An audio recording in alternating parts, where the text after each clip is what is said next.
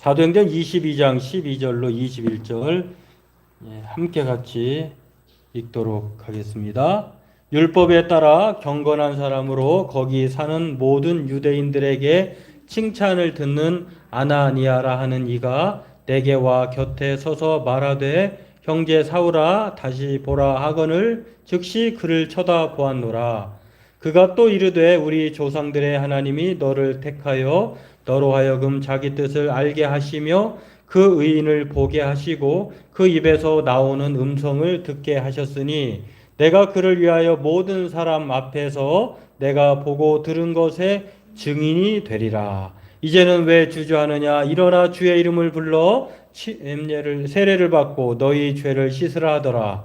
후에 내가 예루살렘으로 돌아와서 성전에서 기도할 때에 황홀한 중에 봄에 주께서 내게 말씀하시되 속히 예루살렘에서 나가라. 그들은 내가 내게 대하여 증언하는 말을 듣지 아니하리라 하시거늘 내가 말하기를 주님 내가 주를 믿는 사람들을 가두고 또 각 회당에서 때리고 또 주의 증인 스데반이 피를 흘릴 때에 내가 곁에 서서 찬성하고 그 죽이는 사람들의 옷을 지킨 줄 그들도 아나이다. 나더러 또 이르되 떠나가라. 내가 너를 멀리 이방인에게로 보내리라 하셨느니라. 아멘. 예. 오늘은 이 바울의 변명이라고 하는 말씀을 통해서요, 함께 우리가 은혜 나누기를 원합니다. 예.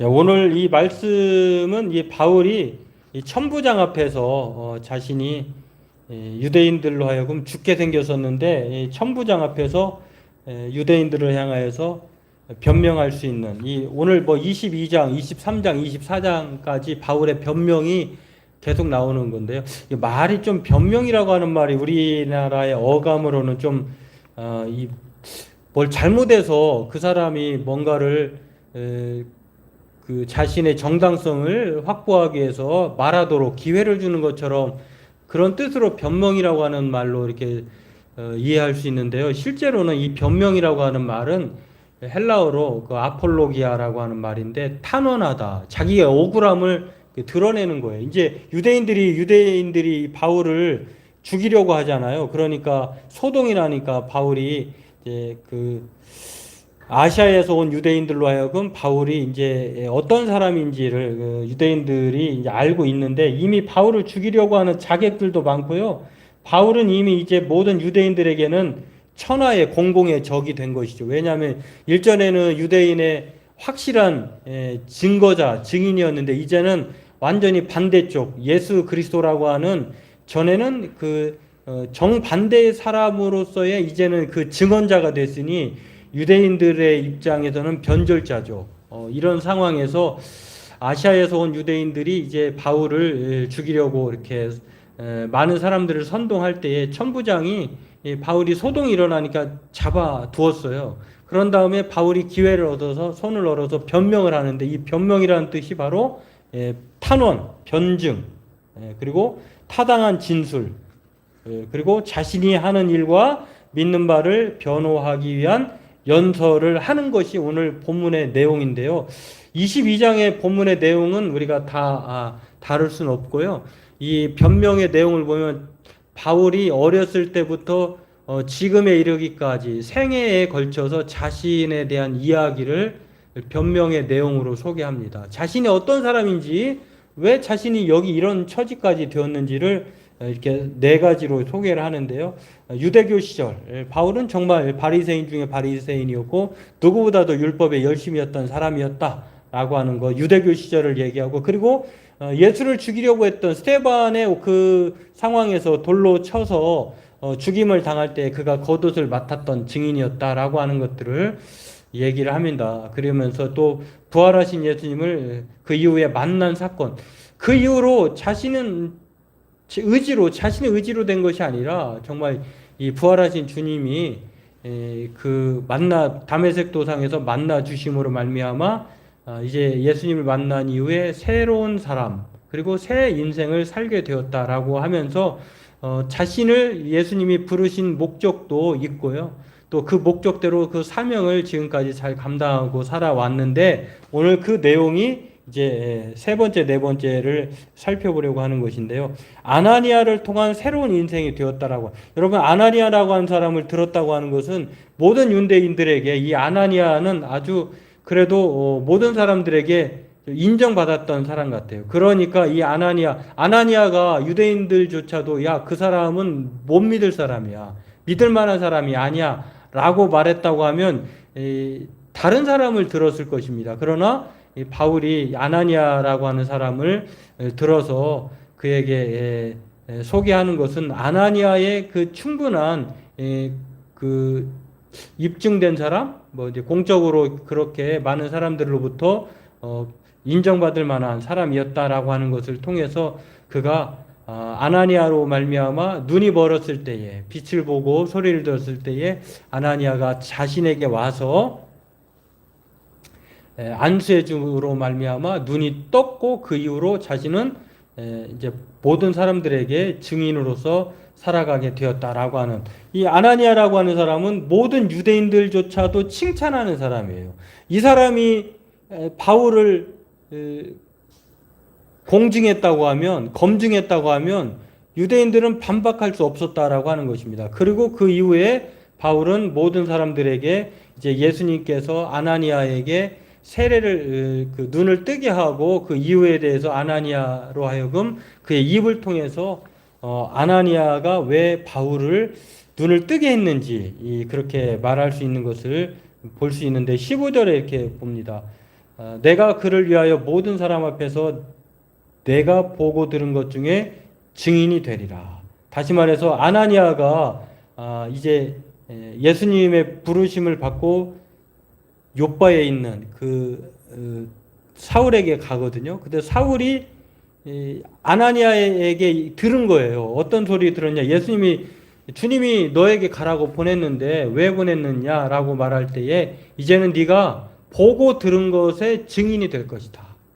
그리고 이제는 주저하지 말고 주의 이름을 불러 세례를 받고 너의 죄를 씻으라. 이게 아나니아가 예수님으로부터 특명을 받고 온 거예요. 그리고 이 아나니아를 통해서 바울이 이제는 새로운 인생이 되었다라고 하는 것이 12절에서 16절의 이야기입니다. 다시 말해서 아나니아를 통해 예수님이 보내신 유대인들조차 칭찬하는 아나니아를 통해서 그가 이제 눈을 뜨게 되었고 잠시 눈이 멀었던 것이 눈을 뜨게 되었고 이제 세례를 받아서 예수님의 증인이 된 새로운 인생 새 삶이 되었다라고 하는 것을 이렇게 소개를 합니다. 그리고 이 바울은요, 이 아나니아의 이 이야기를 통해서 변명의 내용을 이렇게 보면은 이 통하지 않는 그럼에도 불구하고 유대인들은 그 바울이 자신의 변명한 이야기를 받아주지 않습니다. 받아주지 않는 이유가 있어요.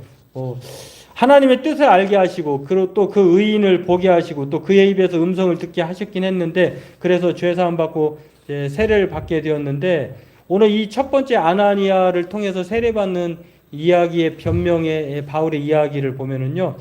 그럼에도 불구하고 모든 이야기의 중심이 바로 예수를 증거한다는 데 있다는 것입니다. 어떻게 보면은 변명할 기회가 있으면 이 자리를 좀 탈피하기 위해서 자신의 신상에 관한 이야기를 하거나 자기의 유리한 것을 얘기할 거잖아요. 그러나 바울은 어떻게 하든지 기회만 있으면 어떻게든지 기승전결 예수에 대한 이야기예요. 복음에 대한 이야기예요. 자신이 예수님을 만났고 예수님이 자신을 이방인의 사도로 불러서 나는 그렇게 살아가고 있다. 그렇게 자신만만하게 그리고 나는 이렇게 새 사람이 되었다라고 하는 것을 메시지를 전한다라고 하는 것입니다. 참 거침없는 사람이다라고 하는 것을 알 수가 있는데요. 그 이후에 오늘 우리가 읽은 본문은 성전에서 환상을 봅니다. 예루살렘에 이제 성전에 들어가서 눈을 뜨고 이제 아나니아에게 죄 사함을 받고 회개를 하고 그다음에 세례를 받은 성전에서 있을 때에 그가 이제 환상을 보게 되는 것인데 그게 환상을 경험한 내용을 보면은 예수님께서 하신 말씀이에요. 우리가 아까 읽었던 말씀 중에 예수님께서 이제는 왜 주저하지 말고 또 세례를 받고 그리고 또 예루살렘으로 돌아와서 성전에서 기도할 때 황홀한 중에 예루살렘에서 나가라고 얘기합니다. 왜 나가야 됩니까? 이제는 바울이 예루살렘에서 증언하는 것이 아니라 모든 사람에게, 주를 믿는 모든 사람들에게 이제 그 예루살렘에 핍박이 있으니까 이제 이방으로 가라 이렇게 보내어서 지금까지 이방인으로 그 안디옥, 이고니온, 루스트라, 더베 1차, 2차, 3차를 거쳐가지고 이제 많은 사람들이 만류했잖아요. 예루살렘에는 분명히 결박당하고 죽이려고 하는 사람이 기다리니까. 근데 그렇게 됐어요. 그럼에도 불구하고 이게 바울은 이렇게 환상을 통해서 여기까지 이르렀다 이렇게 말을 하고 있는 것을 볼 수가 있습니다. 그러면서 이 성전에서의 환상을 경험하는 바울을 통해서 오늘 예수님이 바울을 이방인에게 멀리 보내겠다라고 하는 그 사명에 따라서 지금 자신은 그렇게 사명을 감당하고 다시 예루살렘으로 돌아왔다는 것입니다. 새 인생으로 새 사람으로 살다가 이제 자신의 열성이 아니라 주님의 뜻을 따라서 살아왔노라 이렇게 변명하는 것을 볼 수가 있는데, 이러한 바울의 변명은요, 유대인들에게는 방금 보여드린 것처럼 좋을 리가 없어요. 왜냐하면 바울은 이렇게 자신에 대해서 변명을 합니다. 지금 유대인 예루살렘이에요. 예루살렘으로 왔어요. 예루살렘을 와서 이제는 3차 전도여행이 끝나고 예루살렘에서 다시 로마로 가는 것이 학자들마다 4차, 5차로 나누는데요. 로마에 2년 동안 있게 됩니다. 이제 그 로마에 가기까지의 과정도 있고, 로마에서 약 가택연금, 자유롭게, 그러나 이제 갇혀있는 집에 갇혀서 자유롭게 복음을 전하는 그런 것까지 해서 5차까지 나누기도 하는데, 여하튼 이 바울의 변명이 통하지 않아요. 유대인들에게. 이 소리를 들었으면, 우리가 읽진 않았습니다만 22절부터 쭉 나와요.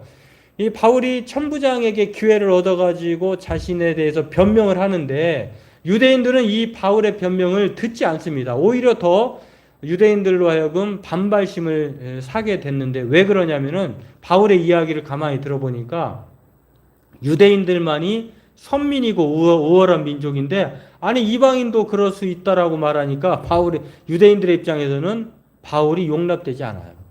그리고 유대인만이 구원을 받아야 하는데 이방인들도 구원이 있었거든요. 아까 주님께서 말씀하셨던 21절 말씀에서도 보니까 바울이 그렇게 예수님의 제자가 된 것은 너는 떠나가라. 내가 너를 멀리 이방인에게로도 보내리라. 이렇게 말씀했거든요. 다시 말해서 유대인 말고도 이방인들도 구원을 있다는 것에 대해서 유대인들 입장에서는 용납이 안 되는 거죠. 그리고 또 자신이 하나님을 만났다고 주장하니까 유대인들의 입장에서 이건 있을 수 없는 이야기예요. 하나님을 만나면 그 즉시로 죽어야 되거든요. 근데 자신이 주님을 만났다는 거예요. 그러니 이 세 가지만 봐도 유대인들은 바울의 변명을 받아들일 수 없는 것, 타당하지 않다고 생각한 것입니다. 그러니 이 바울의 주장을 종합해보면, 이제는 그러니 유대인들이 그렇게 자랑하고 또 하나님처럼 섬겼던 율법과 성전이 필요 없게 되었다. 왜냐하면 예수 그리스도라고 하는 그분을 믿으면, 그분이 복음이기 때문에 믿으면 이제는 구원을 얻게 된다라고 하는 이 바울의 변명의 요지를 보니 용납이 안 되는 거죠. 이제는 복음만이 필요하다. 예수님만 믿으면 된다라고 하는 것. 그렇습니다. 오늘 바울은요, 이렇게 자신에게 가장 중요한 것, 첫 번째 의무가 무엇인지를 가르쳐주고 있고, 이 우월감과 선민의식이 그것을 확인하는 율법과 성전이 필요 없다고 하면서 이 복음을 전했다라고 하는 것을 통해서 바울의 이 변명의 핵심은요, 자신이 살고자 하는 신상에 있는 것이 아니라 예수에게 있었다. 그리고 자신이 예수로 말미암아 새로운 인생이 되었다라고 하는 것을 변명의 요지로 확인할 수 있다라고 하는 것입니다. 그렇습니다. 바울은 자신이 무엇을 위해 살아가고 있는지, 앞으로도 어떻게 살 것인지를 이 자신의 변명을 통해서 알 수가 있는데요. 오늘 자신은 예수님께서 특별히 부르신 이유가 바로 복음을 위해서 이방인의 사도로 따로 불렀다라고 하는 것, 그리고 자신은 가장 중요한 첫 번째 의무가 복음을 전파하는 것임을 철저히 의식하고 있다고 하는 것을 변명을 통해서 알 수가 있습니다. 그래서 바울은 고린도전서 9장 16절에 이렇게 말합니다. 내가 복음을 전할지라도 자랑할 것이 없음은 내가 부득불할 일임이라. 만일 복음을 전하지 아니하면 내게 화가 있을 것이로다. 내가 내 자의로 이것을 행하면 상을 얻으려니와 내가 자의로 아니한다 할지라도 나는 사명을 받았노라. 이 복음의 사명을 받은 사람이 바로 자신이라는 거예요.